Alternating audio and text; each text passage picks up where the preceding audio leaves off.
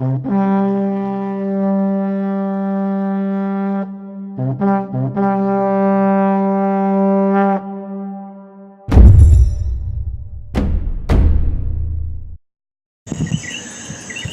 is Shaz Barbaric reading Shaz Barbaric, Truth and Narrative. Okay. Forward.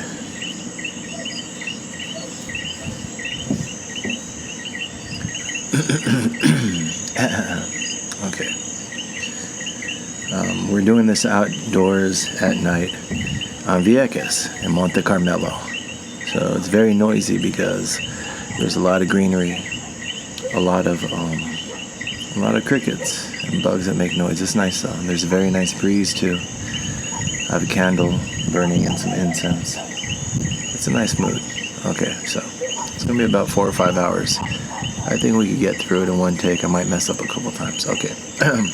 Shaz Barbaric, Truth and Narrative. What we have so far, about 40,012 words. We might add a couple thousand on the end here. Forward. Let me ask you a question. What is a question? The statement, a phrase to elicit information seems safe.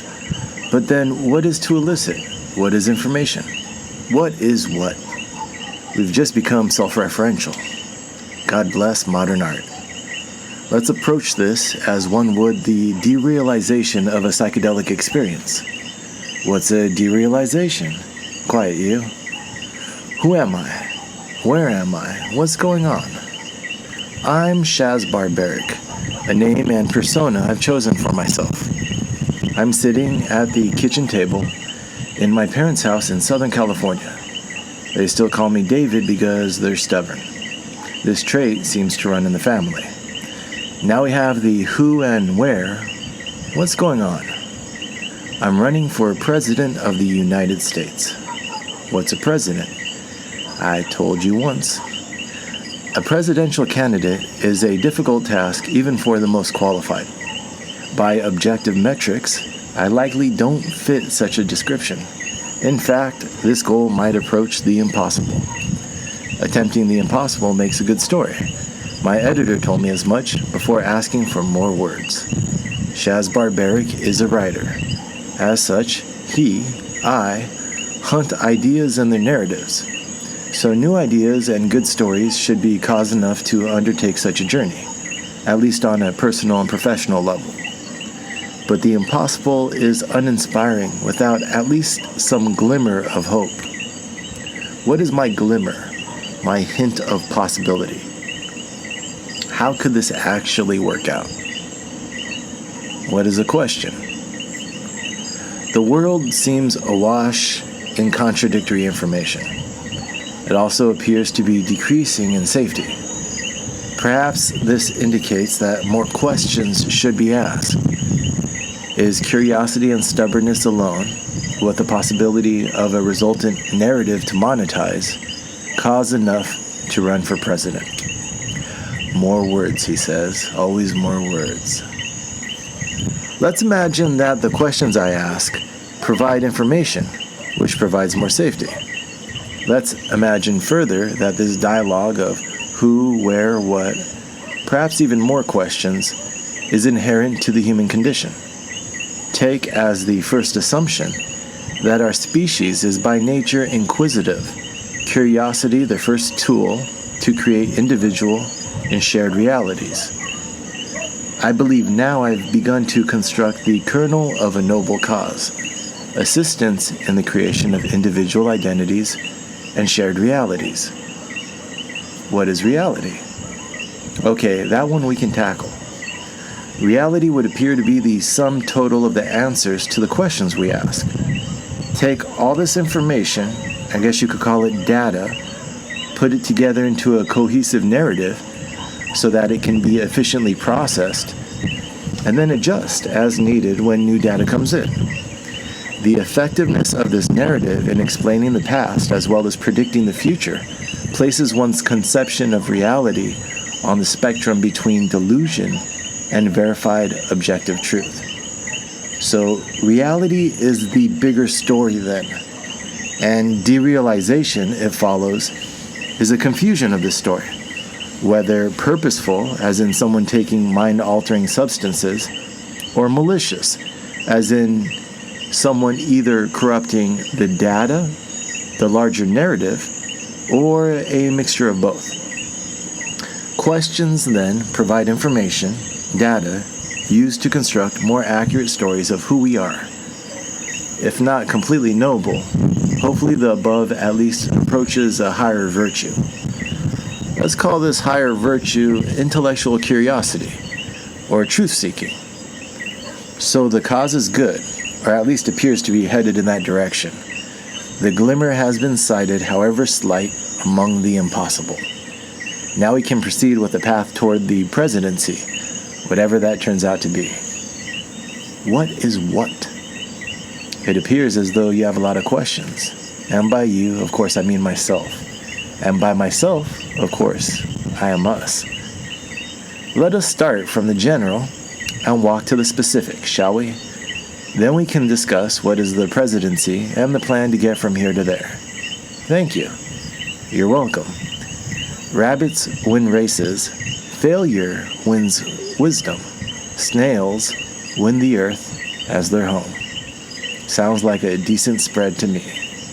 Checks in the mail. Thank you.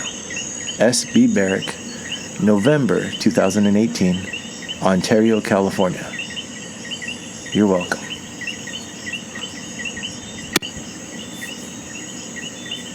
Okay, where were we at? We just did the forward. HM 1300. HM 1300. Let's begin. How general can we start? How many questions are there? Let's start with infinity then. One afternoon I stared at clouds from my Manhattan rooftop, digesting 5 grams of dried magic mushrooms. Behind the clouds I found more clouds. Behind those clouds I stared up into space. Being stubborn, I kept staring. Being space, the sky above kept giving way. This, then, is the boundary of all existence that surrounds us in every dimension. Space is the infinite, upwards and outwards. I suppose time is also infinite, behind and ahead of us. Our ignorance is infinite, questions outpacing facts. Experience itself seems bound by this infinity, the unknown which lies beyond what we can know, outwards and inwards. Otherwise, things would quickly become quite boring, no? But how does one deal with this unknown, these innumerable unknowns, the suffocation of a tiny existence bounded in every way and on every side by the unknowable? Easy, God. Right you are. So we have a name for the infinite then, a placeholder for the undefined, and a light out of the darkness of despondency. In spirituality we call this God, the first mover, and worship him or her or it or flying spaghetti monster. In science we call this the Big Bang, or whatever other less romantic nouns the clinicians are yelling while they orgasm, in an attempt to push this horrific boundary further away. Who acts more rational? The spiritualist who draws the unknown closer in worship, or interrogators who seek its dissolution? I suppose it depends on how your Monday's going. Sometimes the human condition involves the spiritualist exploring, while traditionalists offer reverence. But religious traditions have proven more static than the scientific when it comes to noodling the unknown. One side lends itself more to experimentation, at least in the modern age. At least one would hope. We need that glimmer of nobility of cause, remember, to give our pursuit some semblance of inspired worth. So ours being at heart an investigation into truth, let's try to stay on scientific footing. Your funeral. Indeed. Would actually be quite odd to have it any other way. So the infinite surrounds us, and we define it in order to either revere or explore its properties. What are those properties? Well, the infinite isn't just a boundary between what is positively known and what can never be understood. Infinity can also infect questions themselves. What in appearance is simple, but in actuality turns out to be unsolvable. The infinite can also be defined as endless repetition, a strange loop. A strange loop, endless repetition. So, endless repetition. Yes, a strange loop. Why strange? Well, self-referential questions within a closed system cannot solve themselves because they comment on both the question and possible solutions. This statement is false. Yes, I mean no, I mean good job. So, endless repetition. Yes, a strange loop. Why strange, though? Why indeed? Perhaps these unsolvable puzzles intrigue us because they echo the origins of consciousness. Who looks back from the mirror? Where is the reference point from within the abyss? What asks what? Is identity itself just a hiccup? Data interpreting data? Just a record skipping before the power is finally cut from the console. Another question which cannot be answered by the questioner. Someone owns a black light. Regardless, these patterns of endless questioning can be labeled as easily as spatial conceptions of the infinite. Yeah, God. You keep using that word. I do not think it means what you think it means. We conceptualize the infinite through origin stories, spiritual or scientific, and patterns we conceptualize through shit. How do we conceptualize fractal patterns? Oh yeah, fractals. That sounds better than strange. Yes, indeed. It appears as though we have three tasks ahead of us then to categorize the infinite. 1. The limitless unknown, which binds finite observable phenomena. 2. Patterns which play out endlessly in the form of repeating fractals repeating themselves repeatedly. And then 3. Self-referential questions which are unanswerable, these logic fractals, if you will. I will and I have. Love the show. Can't go wrong with Muppets and a killer theme song. A strange paradox where you both agree with and detest audience participation. Speaking of which, let's stick to exploring the first two and offer a label of paradox to the third, which seems more scientific and therefore more useful, for now, than terms like strange or blind reverence, like theism. Perhaps one man's God is another man's paradox. That's actually quite fair of you. And of course, by you, I mean me. And of course, by me, I mean us. Yes, perhaps life is but a fuzzy fraggle, a poor puppet that struts and frets his hour under the rock. Rip. Rest in peace, Jim Henson. Using the power of literary acumen and the stress of financial deadlines, then, let me harness these fractal loops in the form of metaphor to tease shared truths out of dissimilar concepts. Then we can use the smaller patterns to explore the larger and shed light on the overall system. Earn that advance. I know. More words. I christen this metaphor then, History's Microscope, or for marketing purposes, the HM1300, and set its power to 250 million magnification, meaning that 1 year will equal 250 million in our thought experiment /metaphor /HM1300. Let us now flip the power switch to on and see what we can discover peering into time itself, or at least the origins of our galaxy, the planet Earth, and life thereon. First slide up. Dance your cares away. Worry for another day. Dun, dun, dun, dun, dun. Something fraggle. Alright. We'll just run into this one too. Eons to infants. Eons to infants. Oh, you know what? Actually, I'll pause it real quick. Okay, so we are on Eons to infants. Eons to infants. This thing on. Is this thing on? I think so. Seems to be working. Okay. Just talking to the girlfriend. You'll meet her later on in the story. But okay. Let's see. She might call me. We'll see. I could always take breaks. I just pause it, start it back up again. It's a good night. A very nice breeze up here. Okay. Eons to infants. 13.5 billion years ago, the galaxy, let's call her Granny G, is born. That would make her about 54 years old in the HM 1300. HM what? Our history microscope. Please, keep up. The Earth and the Sun arrived 4.5 billion years ago, or 18 years using the metaphor. But let's say the Earth and the Sun were born an equal amount of time before their orbital relationship. So when the Earth and the Sun got hitched, they're 18 years old. Like mother, like daughter. No judgments, please. It was a simpler time billions of years ago, pre-internet.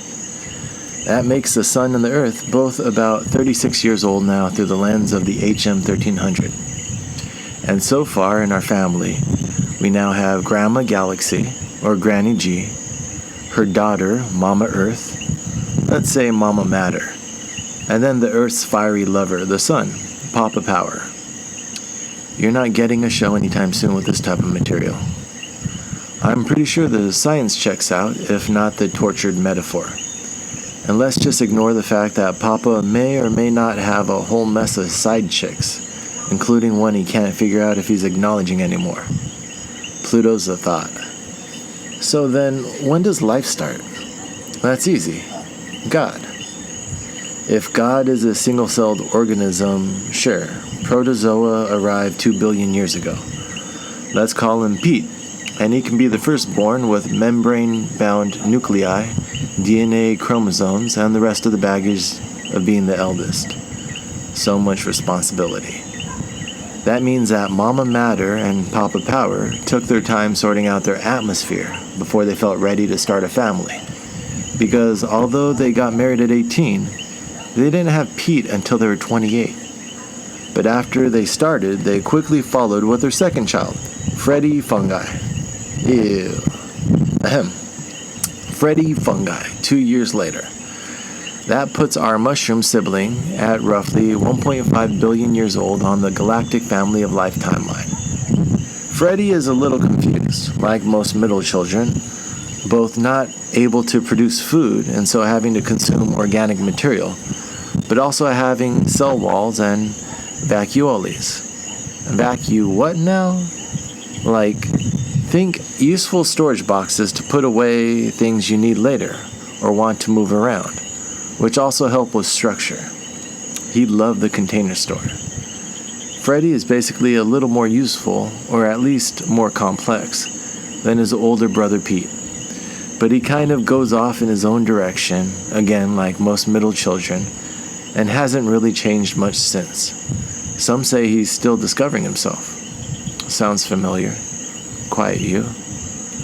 So Mama and Papa are now 34 with 6-year-old Proto Pete and 4-year-old Freddy Fungi, when they have a set of twins you might recognize, Animal Adam and Plant Patty. Really? Plant Patty? Peppermint was under copyright. So anyways, 500 million years ago, again 2 years under our microscope, Adam and Patty are born, showing you just how young life on Earth actually is. Adam has a cell membrane now, making complex functions easier to perform, but now has to consume organic compounds like his older funky bro. I think Feng Shui Freddy was a missed opportunity. While Patty has a cell wall and vacu-what-nows from the Container Store, though she's developed the awesome ability to create her own food with the help of her dad. Remember, this is general plant and animal life. Using the HM 1300, humans actually don't arrive until the very last week. And that's only if you count our furthest ancestors, who came on the scene as Homo habilis. In our cosmic family of life, mankind has barely come home from the hospital, with a 2-year-old set of twins in plants and animals waiting for us, along with a 6-year-old brother fungus and 8-year-old amoeba-like eldest. This is simplifying? Well, the idea is to survey the complexity of life over time and to recognize patterns that develop. For example, it's amazing that the evolution of fungus is 3 times older than plant and animal life, and so likely assisted their emergence. Perhaps they can also assist our survival.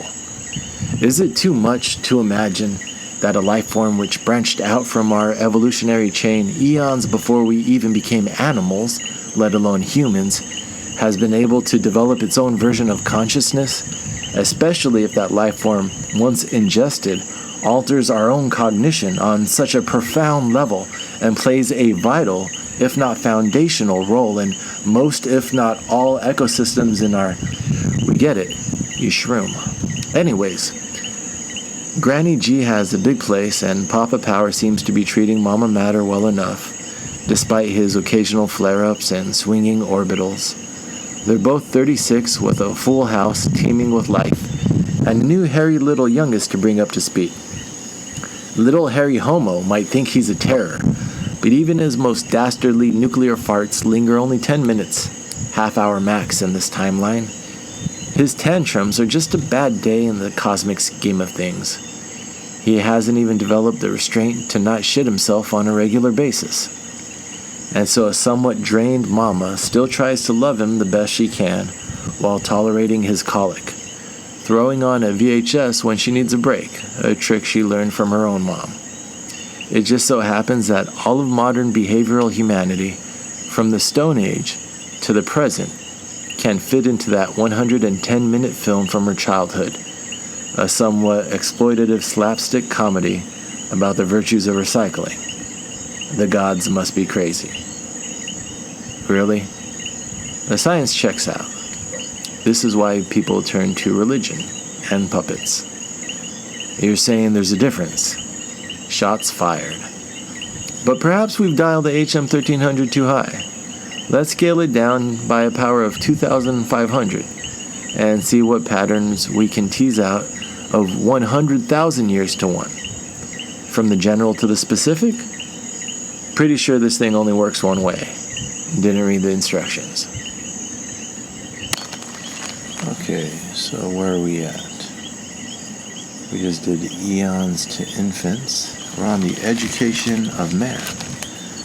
The education of man. Is this on? Yep, it's still going. Alright. Yeah, I was just, took a little break. Talked to the girlfriend. I'm trying to learn how to be a better person. That's what the whole point of this book is, the point of the writing. We can all learn how to be better people, and it takes, I guess, reflection. And then I was like, how do we contextualize? I'm just going to turn on some incense real quick before I start this next one. How do we contextualize ourselves in history? So we started from the general to the specific.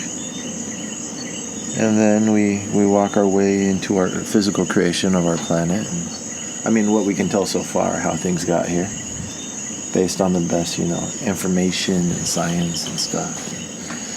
And then, and so I guess that's where we're at, the education of man. Now, we're on to how man got here. And then we'll get more and more specific until I get to myself. And then you try to stay honest with yourself, get into your emotions and society, and then look at the forces, or I guess the people or the institutions. But it seems like there's some lies out there. There's some motivation for keeping you from knowing yourself, keeping you from knowing your context, how you fit into this world, to keep you from peace. I feel like I'm the strongest version of myself when I have peace. And so there's an incentive to keep people weak. And that comes from taking away your peace. So this whole practice, and that's why doing it tonight is pretty nice. Being out here, this is a very, very nice place to do this. And I read this earlier today, and it gives you peace. It gives you peace to tell yourself your story. So let's continue. Education of man, 2.5 million years ago. Oh, that's not a title. 2.5 million years ago, Homo habilis, handyman, hit the scene. Short and hairy with lanky arms, and about half the cranial capacity of modern humans. We're not expert hunters yet. Our stone tools are mostly used defensively, and we scavenge for our food. Wait, what was the setting again? 100,000 years to one. For perspective, Homo sapiens sapien, or wise man, shows up 24.5 years later at this scale. We now need to walk our way from the handy birth of man to his wise modernity. You mean wise man? I guess some are wiser than others. Back to the HM 1300. We have this little stone-toting fuzzball exploring areas previously too hostile to inhabit. Dance your cares away. By the time little Homo is around 6 years old, we call him erectus, upright man, that is, That is when pre-conventional morality develops. Consequences are spotted using a new organ which lets him track distant targets by measuring balance and movement. A good thing, because he's also begun to master fire, which requires a little more responsibility, wouldn't you say? Wait, are you mixing metaphors? Child or caveman? Moral or evolutionary development? Yes, he became a capable little hunter, shedding hair along with body heat to be more active during the day.